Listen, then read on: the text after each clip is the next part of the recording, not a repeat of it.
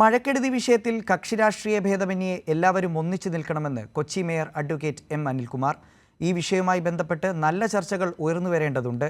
Kochi council യോഗത്തിൽ പ്രതിപക്ഷം ബഹളം വെച്ചിറങ്ങിപ്പോയതിനെക്കുറിച്ചായിരുന്നു മേയറുടെ പ്രതികരണം.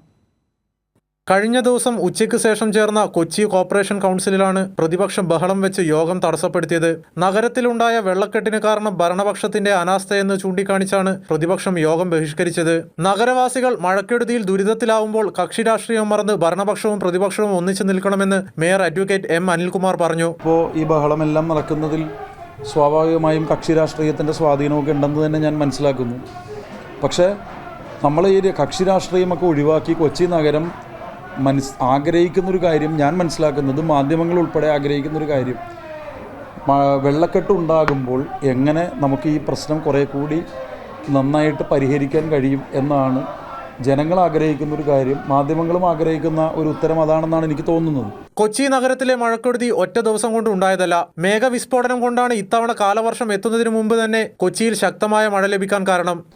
അന്ന് എറണാകുളം സൗത്തിൽ പെയ്ത് 136 മില്ലിമീറ്റർ മഴയാണ്. ഒരു ദിവസം വെളുപ്പിനെ പെയ്തില്ല, 2-3 ദിവസം മുമ്പ്, കഴിഞ്ഞ ആഴ്ചയിൽ. അന്ന് നിങ്ങൾ മനസ്സിലാക്കണം, അന്ന് പള്ളുരുത്തിയിൽ 90 മില്ലിമീറ്റർ തന്നെ പെയ്തു. അന്നും പള്ളുരുത്തിയിൽ ചില ലോലയങ് ഏരിയാസിൽ വെള്ളം കയറി.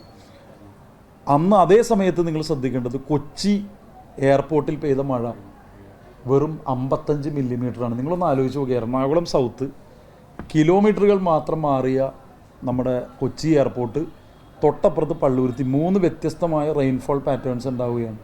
ഇപ്പം തന്നെ ഈ വലിയ മഴ പെയ്യുമ്പോൾ ഇടുക്കിയും ഹൈ റേഞ്ചും ഒക്കെ മഴയിൽ നിന്ന് മാറിയിരുന്നു.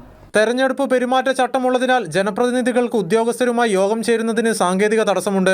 ഭാവിയിൽ മേഘവിസ്ഫോടനമുണ്ടായാൽ അത് എങ്ങനെ നേരിടണം എന്നതിനെക്കുറിച്ച് മാർഗരേഖ പുറത്തിറക്കും. കൊച്ചി കോർപ്പറേഷന്റെ അതിർത്തിയെക്കുറിച്ച് പലർക്കും ബോധ്യമില്ല. ഇത്തവണ വെള്ളക്കെട്ടുണ്ടായ ഇൻഫോ പാർക്കും പരിസര പ്രദേശങ്ങളും കൊച്ചി കോർപ്പറേഷന്റെ പരിധിയിലല്ലെന്നും മേയർ പറഞ്ഞു. കൈരളി ന്യൂസ്, കൊച്ചി.